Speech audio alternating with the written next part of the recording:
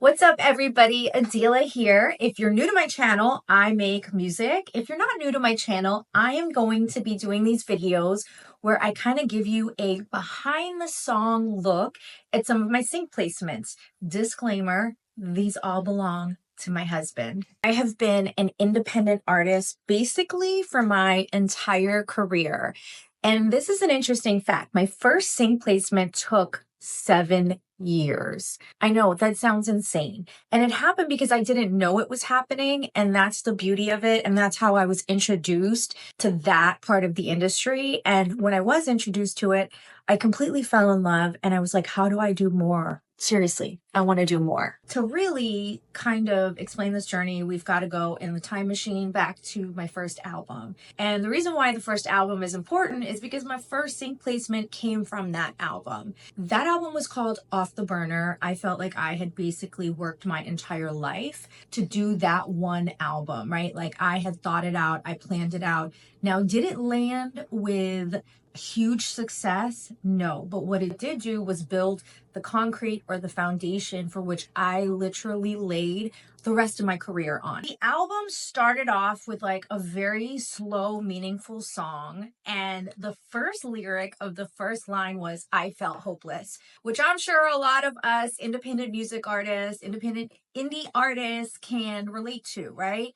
And as the album progressed, I kind of took people on a journey, and I ended on this song called Octane. And it stood out on the album because it was this just heavy drums, Beastie Boys vibe, and I was just rapping. Like, not rapping, chill. I came in the place like I am invincible, soon to the gang that I am. So I was going for it, right, on this track. And I knew that this track was special because when I would do the live shows, I would always drop into Rakim's Know the Ledge, and that would always be my last song. And I would actually do this song to Know the Ledge halfway through. So I'd come in with my original song and I would do the first 16 bars. Then I would do the hook on the original beat. And then for the second verse, I would drop into Know the Ledge. And people would go insane. It would shake every room up. And like, if I think people weren't expecting this, right? Like they were like, what? This girl's really going there. So I knew that was like a super special moment. Now, I went on and I made my second project, which we can talk about in another video because I had 9 features on there. So that was another insane moment for me. But I made a third project. Somebody had come to me and said, hey, can I trailerize this? I thought, I don't know what that means, but sure, go ahead. Here are the stems, do what you do. This guy sent the stems back to me and I was like, this is insanity. Like, how did you do this? He basically took my vocals, broke them all up, put them in different places, and just created this like whole other record. And that was the record that ended up getting, I guess, noticed by the video game company. 2020, when like everything basically shut down, I get a phone call and it's from Cobalt and they say, hey, we want to license your song for a video game. I have no idea what that means at this point. I'm like, okay. So I get the paperwork, I sign the paperwork, and I get a check. And I'm like, okay, this is kind of a big check. 30 minutes later, I get another check. And I'm like, what? This is how this works? So after I got the placement, I ended up reaching out to the remixer who was Senbei, amazing guy. And I was like, wow, this is exciting. Like, I loved what you did with this song. Like, it sounds insane. And then he said to me, oh yeah, I've been working on it for a year and this was the 18th revision and I was now shocked, right? So it taught me a little bit about how this world worked. It is a hurry up and wait situation, but not in a bad way. It's like, we're going to take our time. We're going to make this sound as good as possible. And every word, every lyric, every drop is going to be perfectly synced to the video. What?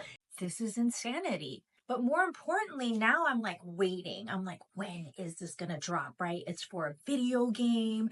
I'm not really a gamer, but I'm like, I don't know what to expect. This crazy ass trailer drops. It is the trailer for Ubisoft. Is it Ubisoft or Ubisoft? I never know, but like if you know, tell me so that I can know.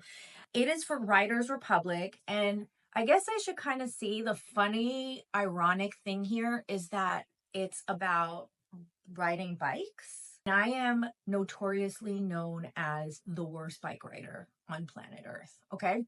So I see this trailer, I hear my voice, and I'm like, what? This is amazing. Like, I am in this whole universe. My voice is now part of this universe.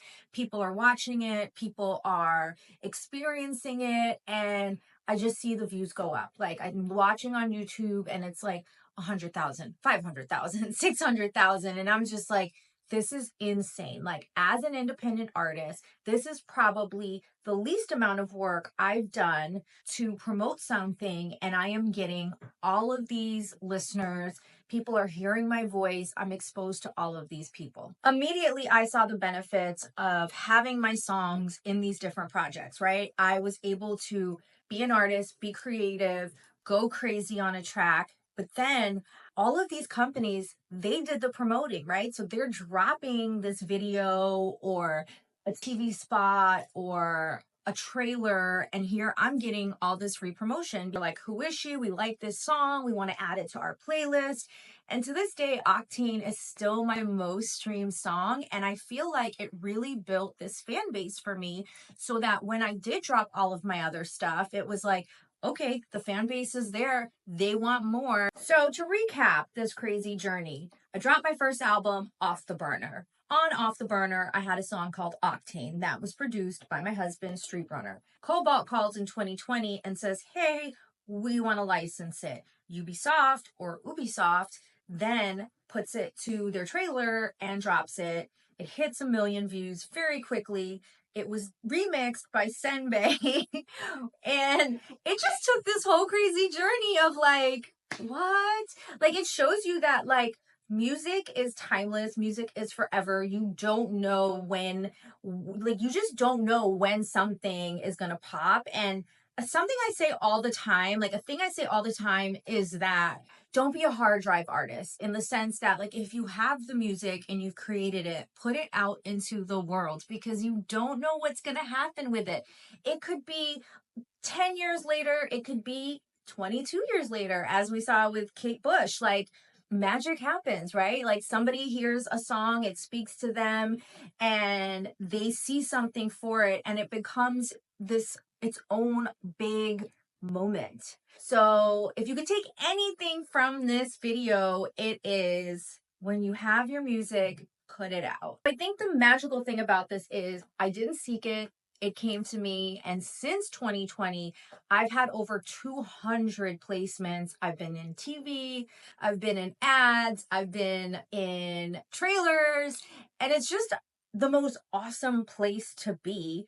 And I can talk more about how I make these records in another video, but I think it was important to really kind of share and shine light on my first ever and how that came about, because I don't know if a lot of people know the story, and it's just the coolest thing ever. So don't forget to hit the subscribe button, and hopefully I'll do more of these videos, and let me know if there's anything you want me to talk about. Bye. And this is where it ended up.